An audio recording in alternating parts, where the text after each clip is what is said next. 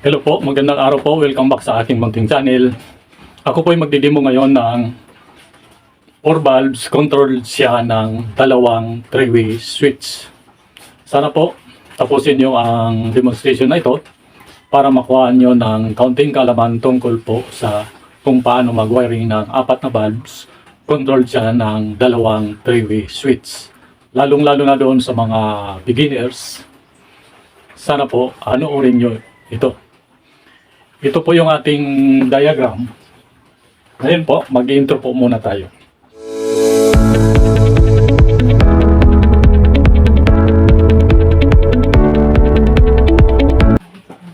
Ito po yung ating diagram.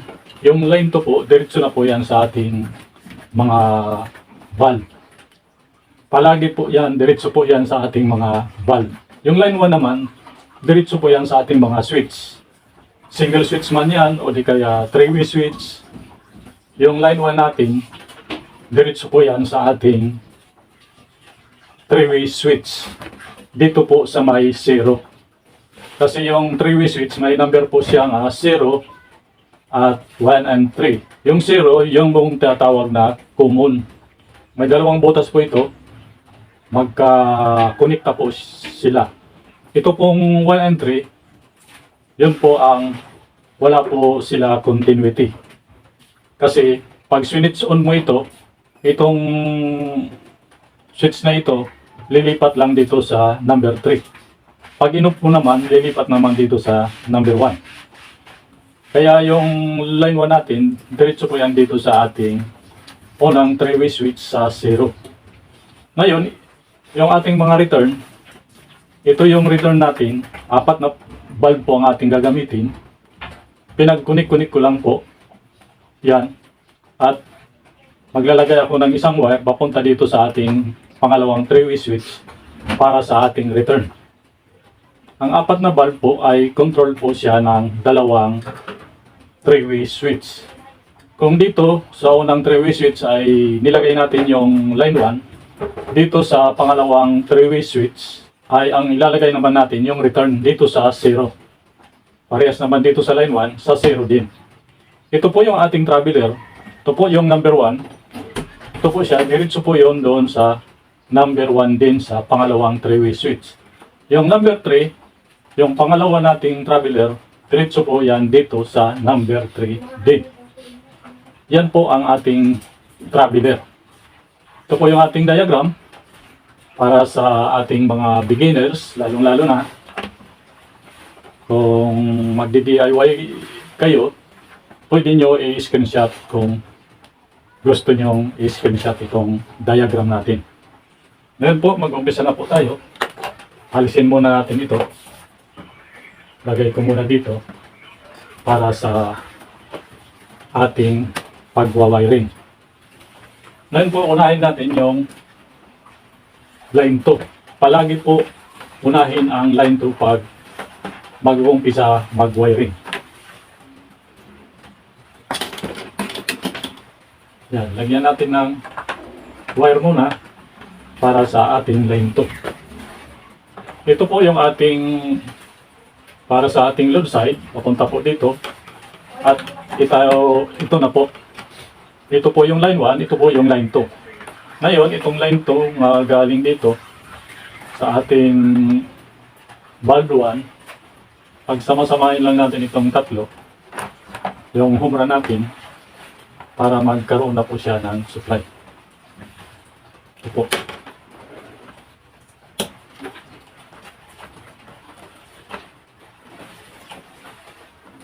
Higpitan lang po. Ito po, pinabaluktot ko po ito para hindi po matalim dito sa unahan. Ngayon, lagyan natin ng electrical tape. Sa paglagay naman ng electrical tape, kung anong kakapal ng insulation ng wire, ganun din kakapal ang electrical tape na ilalagay nyo pag sa actual na. Ako po, for demo purposes lang po, manipis lang po yung aking nilalagay. Yan na po.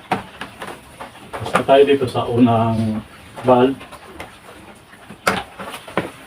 Dito naman tayo sa pangalawang bukilya. Ito po yung home run natin para sa line to. At ito naman po yung galing dito, supply. Pagsama-samahin lang natin ito. Itong tatlong ito, pagsamahin lang natin.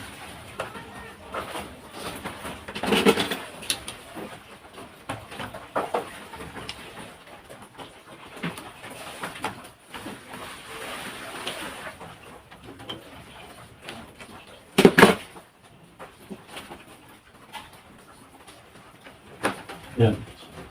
Basta tayo sa ating pangalawang siptakol. Dito naman tayo sa ating pangatlo at saka pang-apat. Ito po, i-direkta ko na po dito para itong tatlong ito, magsama-sama na rin po sila. Itong tatlong ito.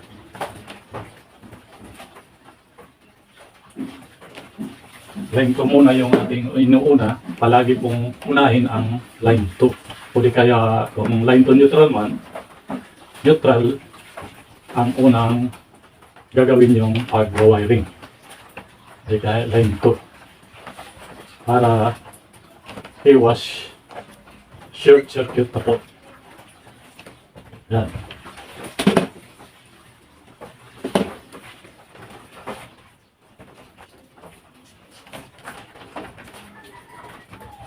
Yan, tapos na tayo sa ating line 2. Dito naman tayo sa ating mga return. Ito po yung return, galing dito at saka ito. Saka ito. Mga return naman po.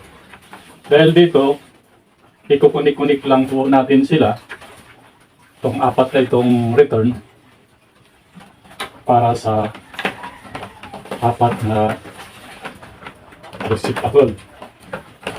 Yan. Maglalagay ako ng isang wire para sa ating return papunta doon sa ating dalawang valve. Itong tatlong ito, pag samasamahin din natin para magkaroon na po siya ng return.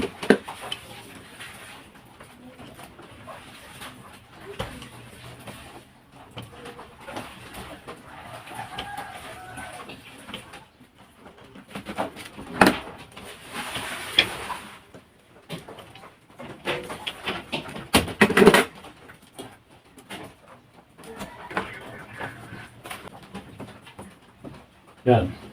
At ito naman galing ditong return at ito at yung galing dito, pagsasama-samahin din natin itong tatlo para magkaroon na po siya ng return. Itong tatlo. Ngayon, kasi dito natin ilalagay yung pangalawang 3-way switch at saka yung unang 3-way switch dito natin ilalagay, maglalagay ako ng isang wire para sa ating return. Ito. Itong apat na ito, yung galing dito ng return, para sa ating dalawang bukilya, at yung galing dito sa dalawa rin, at yung papunta doon sa ating 3-way switch, pangalawang 3-way switch. Ngayon, itong apat na ito, pag sama-samahin lang natin, para karoon na po sila ng return.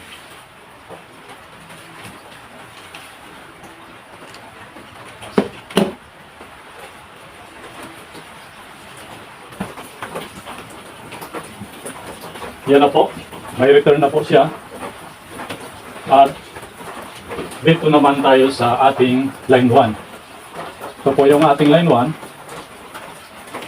I-diretso ko na po dito sa ating unang 3-way switch. Yan. Para magkaroon na po siya ng supply. At ngayon po, maglalagay tayo ng traveler. Ito po yung ating traveler. Lalagay ko na po.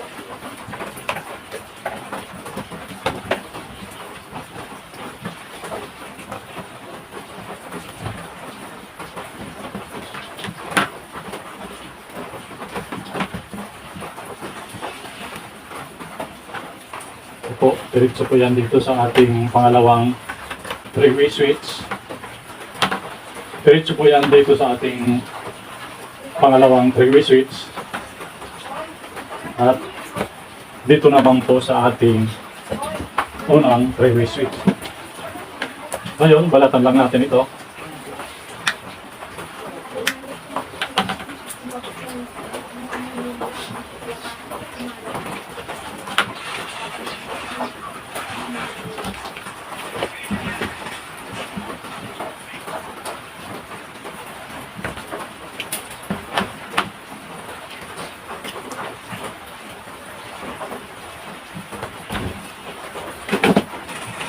Ang pagbabalad, may sukat naman po siya. Ito. Yan. Tamang-tama lang. Eksakto lang dito sa may nakalagay naman po siya kung gaano lang kahaba yung babalatan para eksakto lang makapasok dito sa kanyang butas. Ito po. Ito po yung unang 3-way switch natin. Yan. Ay nakalagay na 0, 1, and 3. Yung 0, dito po natin ilalagay yung line 1. Dito po natin ilalagay yung line 1. Sa 0. Ito po yung 0. Ito po yung line 1. Ilalagay ko na po dito sa ay nakalagay na 0. At yung ating traveler para sa number 1, although pwede naman po magkabaliktad dito. Kahit yung number 1, pwede sa number 3, pwede naman po itong traveler na ito magkabaliktad. Kaya, yung number 1, lagay na lang natin sa number 1. Ito. At yung number 3, dito po sa number 3. Yan. Yan na po. Ito na po. At ito naman po yung ating pangalawang 3-way switch. Para sa ang dati, may 0 po. At saka 1 and 3. Kung nilagay natin dito yung line 1, ang ilalagay natin dito sa pangalawa, yung return. Para sa ating 4 na bulb. Ito po yung ating return, lalagay ko po dito sa 0. Ito po. Ito po yung ating 0. Yan. At ito naman po yung number 1. O kahit magkabaliktad itong traveler, pwede naman po. Ito sa, yung isa dito sa number 3. Yan. Ito na po yung ating dalawang 3-way switch. Ngayon, ipipix ko lang. Pantay lang. Ayan. Lagay natin yun. Ngayon, itong pangalawang 3-way switch, ipipix ko rin. Ipipix lang natin. Pantay lang. Ayan. Lagay natin yung napik. Ngayon, tapos na tayo mag-wiring connection. Bago natin i-power on, kailangan muna natin is short circuit test kung mayroon bang mali sa ating wiring connection. Ngayon, ilagay lang sa ohms, i-select sa continuity, o di kaya buzzer. Ito pong digital ko. Yan, nagbabuzzer po siya. Pag bumuzzer po siya, pag nilagay ko po dito sa ating line 1 at line 2, ibig sabihin, mayroon mali sa ating wiring connection. Pag hindi po siya bumuzzer, ibig sabihin, okay po yung ating wiring connection. Ngayon, ilalagay ko na po. Yan, hindi po siya tumunog. Short ko lang. Yan, okay naman yung ating digital tester. Yan, nilagay ko po, hindi naman po siya buzzer. Ibig sabihin, okay po yung ating wiring connection. Ngayon po, i-terminate ko na po dito sa ating breaker at palagi po itong naka-off.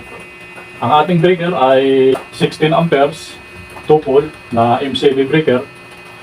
At ang ating wire na ginamit para sa ilaw ay number 14 EWG or 2.0 mm squared. I-terminate ko na po itong line 1 para sa ating load side.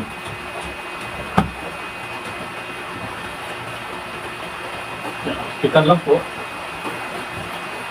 Ito naman yung line 2.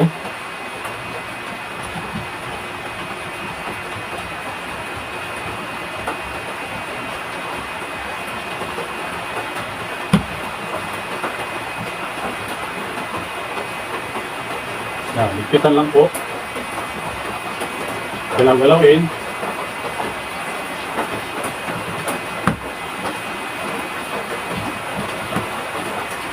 Yan, ikit na. Ngayon, bago natin power on, kunin natin kung mayroon bang supply na pumapasok dito galing sa service entrance. Yung digital natin, i-select lang sa volts at i-set sa AC. Yan. Naka-AC na po siya. Select sa volt. Ngayon, sukatin natin kung mayroon bang supply na pumapasok. Yan. Mayroon pong 227.1. Ngayon, dito naman po sa ating load side, i-on ko po. Yan. At cutting ko po dito kung mayroon pong yan 227.4. Ibig sabihin may supply na po tayo. Ngayon, lalagay ko na po yung mga bulb.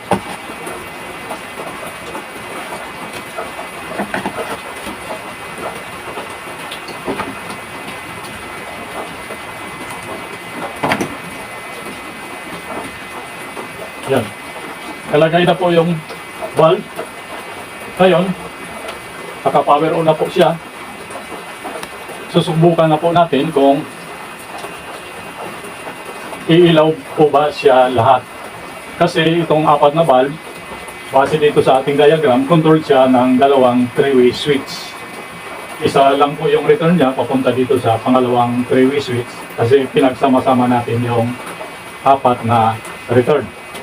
Ngayon, i-on ko na po kung iilaw po ba itong apat na bulb. On ko na po. Yan, milaw po. I-off ko po dito. I-on ko po. I-off. I-on ko po dito sa kabila. Yan. I-off ko po dito. I-on ko po. I-off. I-on sa kabila. I-off. I-on. I-off. I-on. Yan po. Yan po yung ating wiring connection para sa apat na bulb. Control siya ng dalawang 3-way switch. Ngayon po, tapos na po tayo. I-off ko po dito sa ating breaker. Yan, nag-off po siya lahat. I-on ko po. Ulitin natin. I-off. I-on. I-off. I-on. I-off. I-on. I-off ko po dito sa breaker. Yan. Tapos na po tayo. Sana po tinapos nyo ang demonstration na ito para nakuhaan nyo ng kaunting kaalaman tungkol sa kung paano mag-wiring connection ng apat na bulb at dalawang 3-way switch. Control niya ang apat na bulb. Lalong-lalo na doon sa mga beginners. Maraming salamat po. Sana po paki-subscribe naman at mag-like, mag-comments at pindutin yung notification bell para updated po kayo sa ating mga susunod na i-upload. Marami na po akong mga in-upload. Sana po panoorin na lang po ninyo. At marami po kayong makukuhang kaalaman o basic wiring connection para sa ating ilaw, outlet, SPO at mga switches para sa ating bahay.